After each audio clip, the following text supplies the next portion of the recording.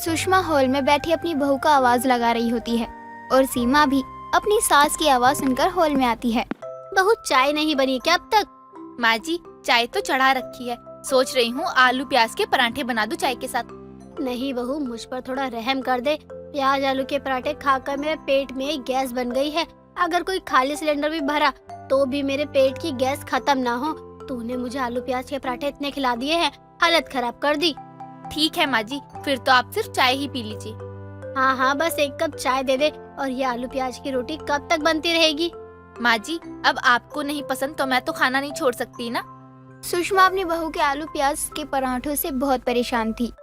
हर दिन सीमा आलू प्याज के पराठे बनाती थी और खाती भी थी, लेकिन कुछ दिन तक तो सुषमा भी आलू प्याज पराठा खाती है। या तो उसके पेट में गड़बड़ रहती या उसे गैस हो जाती, जिस वजह से वो अपनी बहू का फेवरेट प्याज आलू पराठा खाना छोड़ देती है। एक रोज सीमा अपने देवर राजू के लिए लड़की देखने जाती है। जी आंटी जी, लड़की कहीं दिख नहीं रही।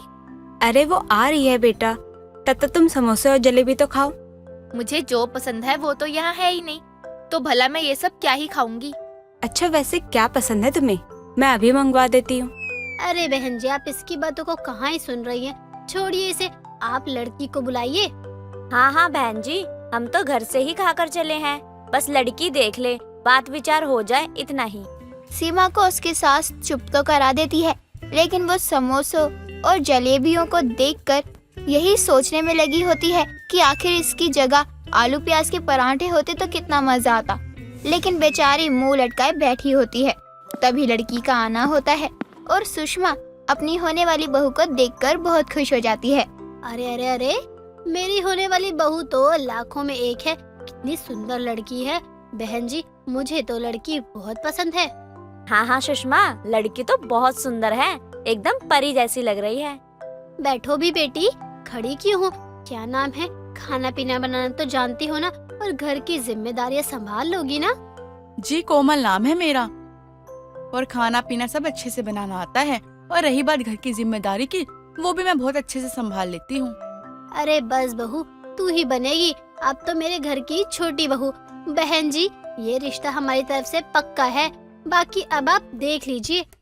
नहीं, ऐसे कैसे रिश्ता पक्का कर रही हैं आप, वो भी अपना गुण मिलाकर। आखिर मैं भी आपके घर का हिस्सा हूँ, मुझे भी लड़की से कुछ सवाल करने हैं, उसके बाद ही मैं रिश्ते को मंजूरी दे पाऊंगी। अरे सुषमा, इसे तू क्यों ही लेकर आई है? बीच बीच में इसे दौरे पड़ रहे हैं, तू देख रही है ना? हाँ देख ही रही हूँ। बहू तुझे क्या पूछना है? हमें जो पूछना था हमने पूछ लिया, अगर तुझे भी कुछ पूछना है तो पूछ ले। अच्छा, तो मेरी होने वाली देवरानी जी, खाने में आपको दाल चावल सब्जी रोटी बनाने तो आसानी से आता होगा, लेकिन क्या आप आलू प्याज का पराठा बनाना जानती हैं? वो तो इसका फेवरेट है, उसके बिना तो ये रह नहीं पाती। क्यों कोमल? क्या ये भी आलू प्याज के पराठे के बिना नहीं रह पाती है? बेड़ा गर्क, सत्यानाश। किस्मत फूटी थी मेरी जो मैंने भी इस रिश्ते के लिए हाँ किया। बहन जी ऐसा है, अभी कुछ समय पहले मैंने आपको जो भी कहा आप उसे भूल जाइए। हमें नहीं चाहिए आलू प्याज के पराठे खाने वाली बहू। पहले से ही मैं एक बहू से इतनी परेशान हूँ, अभी से अपने घर की बहू बनाकर मैं आलू प्याज के पराठे का भंडारा नहीं करवा सकती। मैं कुछ समझ नहीं पा रही हूँ। बहन जी आप कहना क्या चाहती हैं? अरे आंटी जी, इन्हें जो कहना है वो कहने दीजिए। अब तो इस रिश्ते को कोई भी तोड़वा नहीं सकता। देवर जी को कोमल पसंद आ चुकी है, बस हमें तो कोमल को सामने से देखकर तसल्ली करनी थी। बहू नहीं नहीं, मैं ये शादी होने ही नहीं दे सकती। मैं भी देखती हूँ तू क्या कर सकते इस रिश्ते को हाँ करवाने के लिए। नमस्ते बहन जी, चलते हैं। लेकिन क्या हुआ? क्यों नहीं हो सकती मेरी बेटी की शादी? इसलिए क्योंकि जो आपकी बेटी का फेवरेट है वो सुषमा को पसंद नहीं, वही खाकर तो वो पाद मारती रहती है। देखा, अभी भी बदबू फैला कर गई है। अब सुषमा घर आती है और अपनी बहू को खूब सुनाती है, लेकिन सीमा ने भी मन बना लिया था कि एक से भले दो, ताकि अगर कभी उसने आलू प्याज के पराठे नहीं बनाए तो उसकी देवरानी ने बनाएगी ही। लेकिन सुषमा भी अपनी बातों पर अड़ी रहती है और ऐसे ही करते करते इस बात को कई दिन बीत जाते हैं। और एक रोज सीमा अपनी सास से कहती है, माँ जी, आप उस रिश्ते को आगे बढ़ाएंगी या मैं बात चलाऊं? मैं राजू के लिए दूसरी लड़की देख रही हूँ, लेकिन उस लड़की से मैं अपने बेटे की शादी करके उसकी जिंदगी खराब नहीं होने दे सकती। तू समझ गई बहू? माँ जी, आप उससे इसलिए रिश्ता नहीं कर रही क्योंकि उसे भी मेरी तरह आलू प्याज के पराठे पसंद है। ये भी भला कोई बात होती है क्या? तू अपनी कोशिश जारी रख, मैं भी अपनी कोशिश को जारी रखूंगी। ठीक है माँ जी, लगी शर्त। अगर आपने इस रिश्ते को होने से रुकवा दिया तो मैं भी घर में आलू प्याज का पराठा बनाना बंद कर दूंगी। लेकिन अगर मैंने ये रिश्ता पक्का करवा दिया और शादी हो गई तो आप मेरे आलू प्याज के पराठे को लेकर घर में कोई कलेश नहीं करेंगी। ठीक है, तू कोशिश तो कर, मैं भी देख रही हूँ कि तू आखिर मुझसे जीतती कैसे है। सीमा अपनी सास को तो चैलेंज कर चुकी थी, लेकिन उसके पराठे की बात थी तो वो अपने देवर की शादी कोमल से किसी भी हाल में करवाना चाहती थी और इसलिए वो कुछ भी करने को तैयार थी। ऐसे तो बात नहीं बनने वाली।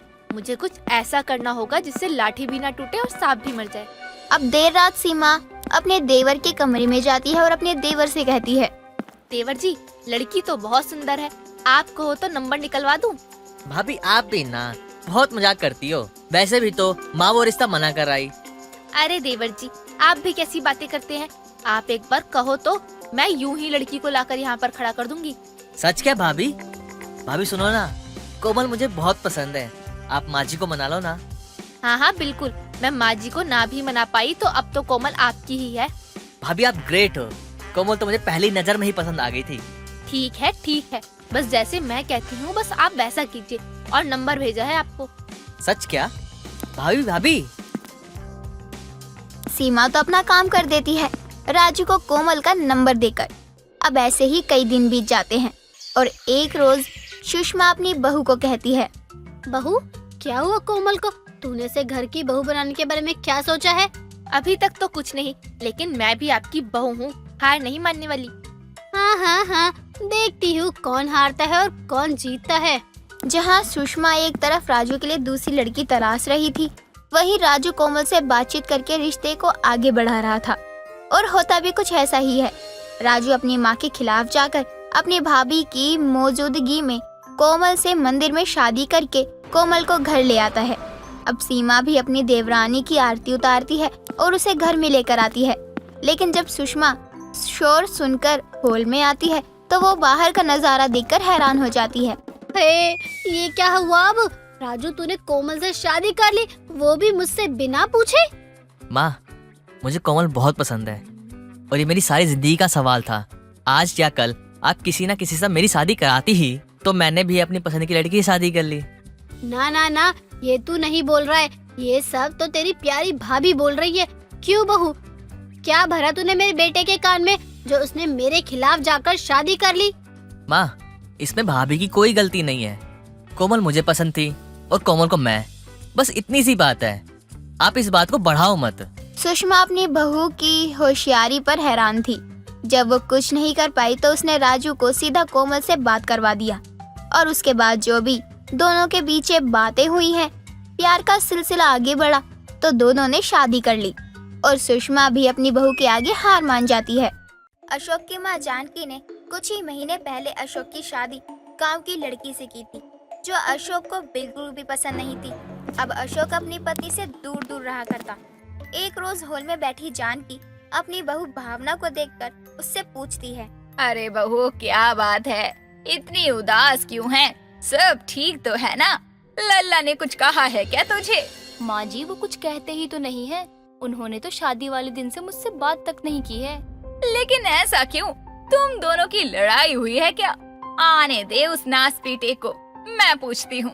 अब देर शाम, अब जब अशोक अपने ऑफिस से घर लौटकर आता है तो जानकी अपने बेटे अशोक से कहती है, अरे आ गया लल्ला तू, क्या बात है, मुंह क्यों लटका है तेरा? अरे कुछ नहीं माँ, सब ठीक है। वैसे आपने खाने में क्या बनाया आज? अरे बहू से पूछ ले, उसने ही बनाया है जो भी बनाया है। मुझे भूख नहीं है, मैं सोने के लिए जा रहा हूँ। सुबह ऑफिस भी जल्दी जाना है। हाँ, अगर आप खाना बनाओ तो जल्दी बना देना। अशोक रुक, ये क्या बात हुई कि खाना नहीं खाएगा? और तेरे और बहू के बीच में ये सब क्या चल रहा है जो मुझे नहीं पता? माँ, आप जानती है, मैंने आपको ये कहा था कि ये शादी मेरी पसंद की नहीं हो रही है और आप इसके आगे की जिंदगी के लिए मुझे ब्लेम मत कीजिएगा। बेटा, इससे तेरी शादी हुई है, ये तेरी पत्नी है, तू इसे ऐसे कैसे कुछ भी बोल सकता है? माँ, ये आपका ही किया धरा है तो आपके साथ इसे भी ये सब भुगतना पड़ेगा। इतना बोलकर अशोक अपने कमरे में चला जाता है और जानकी अपनी बेबस खड़ी बहू को देखती रह जाती है। अब अगली सुबह अशोक ऑफिस पहुंचता है। तभी उदास अशोक को देखकर उसका दोस्त मोहित अशोक से कहता है, और बता, क्या हाल है तेरे? आजकल थोड़ा उदास सा रहने लगा है। घर में कोई प्रॉब्लम है?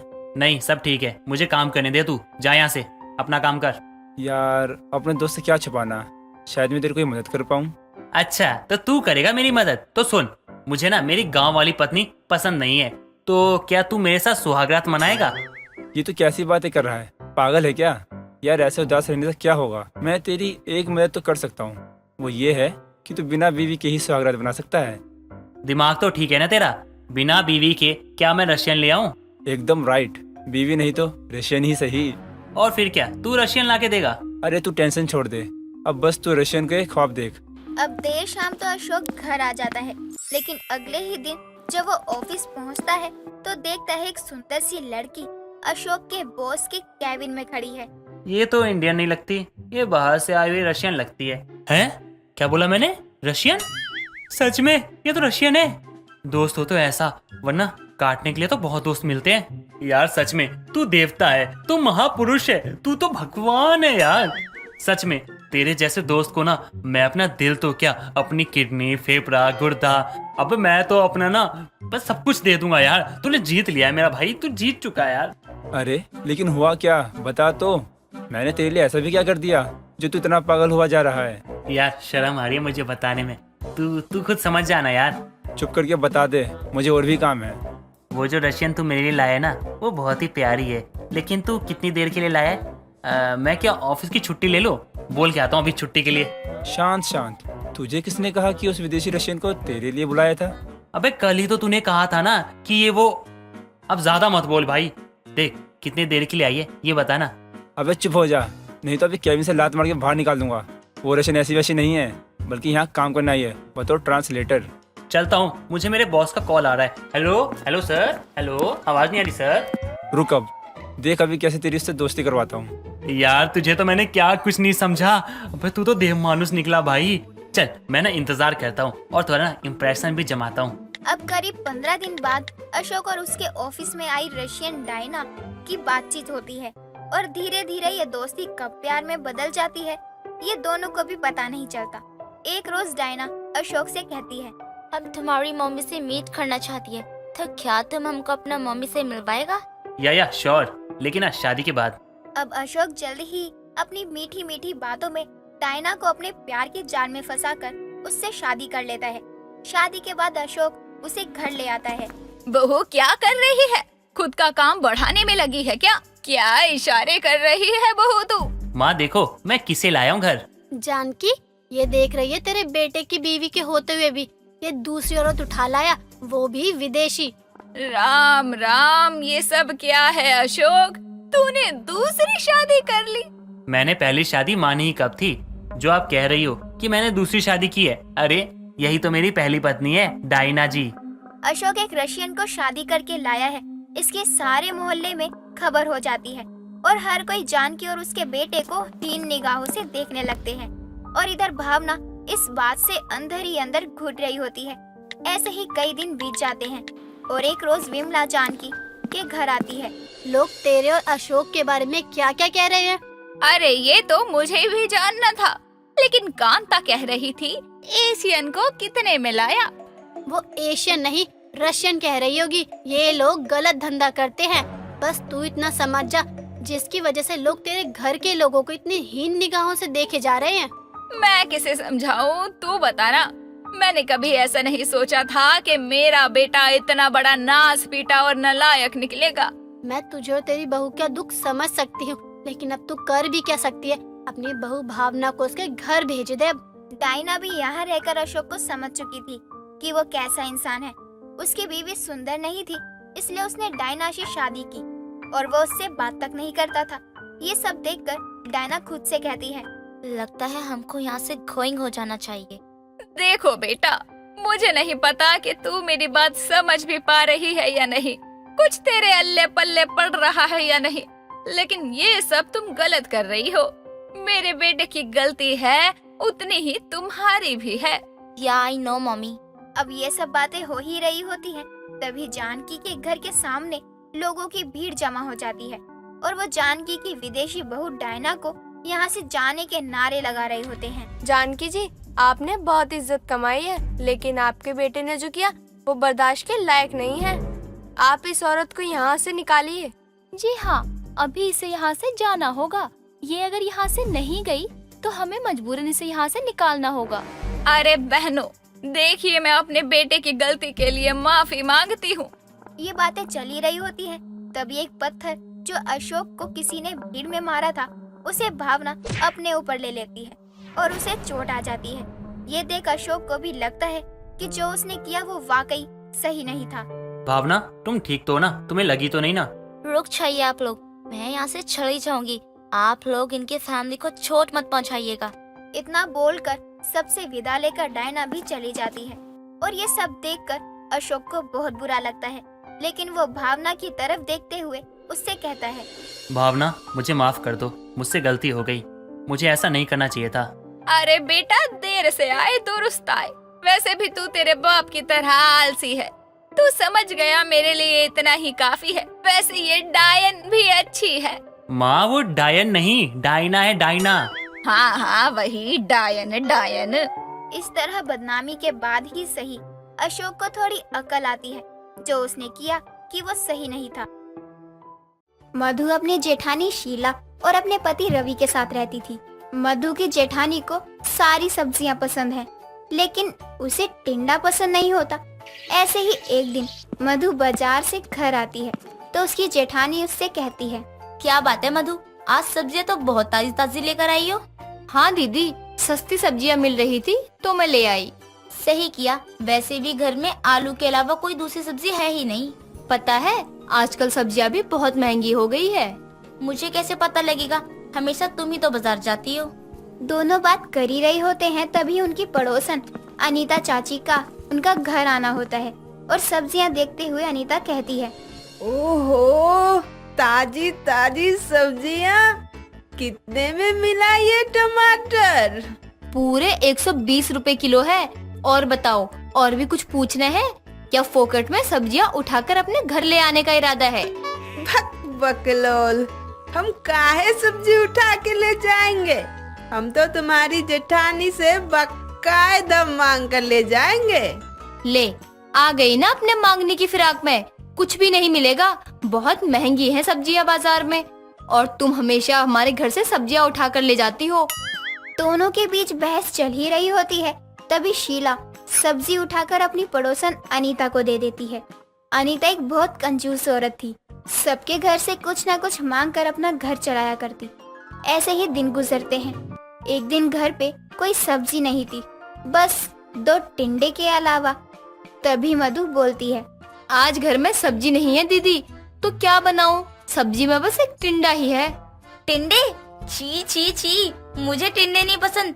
तुमको खाना है तो खाओ, पर गलती से भी मुझे मत खिलाना। ठीक है, मैं कुछ और ही सब्जी बना देती हूँ, आप टिंडे मत खाना। हाँ, अगर मैंने सपने में टिंडे खा लिए ना तो मुझे रात भर डरावने सपने आएंगे। बहुत नफरत है मुझे टिंडे से। ठीक है, आपके लिए कुछ अच्छा बनाऊंगी। मधु की जेठानी को टिंडा पसंद नहीं होता, लेकिन मधु खाने में भरवा टिंडे बनाती है और अपनी जेठानी को खाने में भरवा टिंडे ही देती। भरवा टिंडा खाकर उसकी जेठानी बोलती है, वाह, क्या लजीज खाना बनाया है तुमने मधु। ऐसा लग रहा है तुम्हारे हाथ को चूम लूं। काश मैं ऐसा कर पाती। कोई बात नहीं दीदी, आप चूम सकती हो। नहीं नहीं, तुम्हारे पति ने देख लिया तो गलत सोचने लगेगा। दोनों देवरानी और जेठानी बातें कर ही रहे होते हैं कि तभी मधु का पति रवि आता है और कहता है, क्या बात हो रही है और मुझे किस बात का बुरा लगेगा? सुनो देवर जी, अगर मैं तुम्हारी बीबी के हाथ चूम लूं तो तुम्हें बुरा तो नहीं लगेगा ना? हाथ क्यों चूमना है? ऐसा क्या कर दिया मेरी बीवी ने जो आज आप मधु का हाथ चूमना चाहती हो? आज मधु ने बहुत बढ़िया और मजेदार खाना बनाया है, तुम भी खाकर देखो। जब आप इतनी तारीफ कर ही रही हो तो खाना तो पड़ेगा। भला मैं क्यों पीछे रहूं हाथ चूमने से?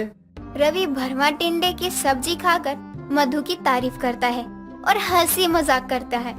ऐसे ही दिन गुजरते हैं और एक दिन शीला मधु से कहती है, मधु, तुमने उस दिन सब्जी क्या बनाई थी, याद है कुछ? कौन सी सब्जी? पता नहीं, लेकिन मैं और देवर जी तुम्हारी सब्जी की बहुत तारीफ कर रहे थे, वो वाली सब्जी। अच्छा तो बताइए क्या हुआ उस सब्जी का? वही सब्जी फिर से बनाकर खिला दो। लेकिन दीदी अभी वो सब्जी घर पर है नहीं, शाम को लेकर आती हूँ फिर बना के खिलाऊंगी आपको। ठीक है, लेकिन तुमने बताया नहीं कि वो कौन सी सब्जी बनाई थी तुमने उस दिन। कल बताऊंगी, अभी मुझे सब्जी लेने बाजार जाना है। मधु अपनी जेठानी को इतना बोलकर बाजार से टिंडे लेने चली जाती है और भरवे टिंडा बनाकर अपनी जेठानी शीला को खिलाती है। ऐसे ही अगली सुबह मधु और शीला बातें कर ही रहे होते हैं कि तभी उनके घर उनकी पड़ोसन का बेटा राहुल आता है और कहता है, वाह वाह, क्या बात है, आज दोनों भाभियां एक साथ, क्या हो रहा है? मस्का कम लगाया करो राहुल जी, हम रास्ते में चलते वक्त फिसल जाते हैं आपके लगाए हुए मक्खन की वजह से। क्या भाभी, आप भी मजे ले रही हो मुझसे? क्या करूँ राहुल जी, जैसा आप हमें बोल रहे हो उस हिसाब से कम ही बोला है मैंने। मधु की बात काटते हुए शीला कहती है, रुक, इसको अभी मैं जवाब मुंह पर फेंक कर मारती हूँ, तब पता लगेगा कि हम साथ में हमेशा रहते हैं या नहीं। बड़ी भाभी, मैं तो बस मजाक कर रहा था, आप तो भड़क गई। ओ रोमियो, तुम्हें क्या लगता है मैं और तुम्हारी बातों से भड़क जाऊं? कभी हो ही नहीं सकता, लिख कर ले लो। बताओ राहुल जी, क्या लेने आए हो आप हमारे घर? जो लेने आए हो वो लेकर चलते बनिए। क्या बात है भाभी, आप तो मेरे बिना बोले ही सब कुछ समझ जाती हो। वैसे मैं कुछ लेने ही आया था। वो क्या है ना, मुझे तुम्हारी माँ की आदत अच्छे से मालूम है और तुम अपनी माँ पे गए हो, ये भी मुझे मालूम है। क्या भाभी, आपको तो मालूम होना चाहिए ना, हर बच्चा अपनी माँ पे जाता है। हाँ तो बताइए क्या चाहिए आपको? भाभी ऑफिस जा रहा हूँ, कुछ सब्जी होगी तो दे दो। राहुल के कहते ही मधु रसोई से भरवा टिंडे की सब्जी लाकर राहुल को दे देती है। राहुल के जाते ही शीला गुस्से में कहती है, मधु, तुमने इनको मेरी मनपसंद सब्जी क्यों दे दी? अब मैं क्या खाऊंगी? यही सब्जी थी तो दे दी मैंने, आप दूसरी कोई सब्जी खा लेना। मुझे नहीं खानी कोई दूसरी सब्जी, मुझे तो वही सब्जी चाहिए जो मेरे लिए बनाई थी तुमने। आपको टिंडे की सब्जी खानी है, वो बना दूं? नहीं, तुम्हें पता है ना मुझे टिंडे की सब्जी बिल्कुल भी नहीं पसंद है, तो तुम मुझे कैसे बोल सकती हो कि टिंडे की सब्जी खाने के लिए? अच्छा मुझे ये बताओ, आपको डरावने सपने आए क्या इतने दिनों तक? नहीं, क्यों पूछ रही हो तुम ऐसा? वो क्या है ना, आज तक आपको जिस भी सब्जी से नफरत थी मैंने वही सब्जी खिलाई है आपको, भरवा टिंडे बनाकर। क्या तुम मुझे टिंडे की सब्जी इतने दिनों से खिला रही हो और वही सब्जी मैं बड़े चाव से खा भी रही हूँ? वाह। हाँ, अब बताइए आपको खानी है भरवा टिंडे की सब्जी? शीला बिना कुछ बोले वहाँ से चली जाती है और कुछ घंटों तक सोचती रहती है और फिर अपनी देवरानी मधु से आकर कहती है, मधु, मुझे भरोसा नहीं हो रहा है। किस बात का भरोसा नहीं हो रहा आपको? यही कि तुमने मुझे इतने दिनों से टिंडे की सब्जी खिला रही थी और मुझे खबर भी लगने नहीं दिया। क्यों, आपको पसंद नहीं आया क्या भरवा टिंडे की सब्जी? नहीं, मुझे पसंद नहीं बल्कि बहुत पसंद आई वो सब्जी। आज के बाद मैं बाजार जाऊंगी सब्जी लेने के लिए और फिर तुमसे सीखूंगी भरवा टिंडे बनाने की रेसिपी। तो फिर आज से शुरुआत करें, चले बाजार, आप भी सीख लो बाजार जाकर खरीदारी करना। इतना कहकर दोनों देवरानी जेठानी बाजार के लिए निकल पड़ते हैं। दोनों सब्जियों की खरीदारी करते हैं और पूरा बाजार ढूंढने पर भी उनको कहीं भी टिंडे नहीं मिलते। तभी मधु शीला से कहती है, आपकी किस्मत तो देखो, पूरे बाजार में टिंडा कहीं भी नहीं है। शायद टिंडा उगाने वाला भाग गया अपने पड़ोसन के साथ कलमुआ कहीं का। कोई बात नहीं, आज कुछ और सब्जी बनाते हैं, वो ही खा लेंगे। नहीं, मुझे नहीं खानी कोई दूसरी सब्जी, सब तुम्हारी ही गलती है। तुम उस कंजूस कामचोर अनीता चाची की बेटे को सब्जी देती हो ना, मुझे इतना दुख होता है। क्या दुख, किस बात का? सब्जी ना खाने का दुख। तुम नहीं समझोगी मेरा दुख, रहने दो। अब चलो घर चलते हैं। आए हाय, सुबह से ना मिला टिंडा और ना मिली टिंडे की सब्जी। हाय, मेरी जिंदगी बीच मझधार में रह गई। क्या बोले जा रही हो, पागल हो गई हो? सदमा लग गया है क्या आपको बिना भरवा टिंडे खाए? शीला और मधु दोनों बाजार से घर की तरफ चली जाती हैं। ऐसे ही कई दिन गुजर जाते हैं और ऐसे ही एक दिन शीला का घर का काम कर ही रही होती है, तभी सब्जी वाले की आवाज आती है और शीला बाहर जाकर कहती है, भैया टिंडे हैं क्या आपके पास? हाँ बहन जी, कितना दूं? 1 किलो तोल दो भैया, आज तो मैं जी भर के टिंडे खाऊंगी, मजा ही आ जाएगा। शीला टिंडे अपने घर ले जाकर उसे मधु को देते हुए कहती है, मधु, आज भरवा टिंडे बना दो, बड़े दिनों से खाया नहीं है मैंने, आज जी भर कर खाऊंगी। अब जाना जल्दी से बना दो।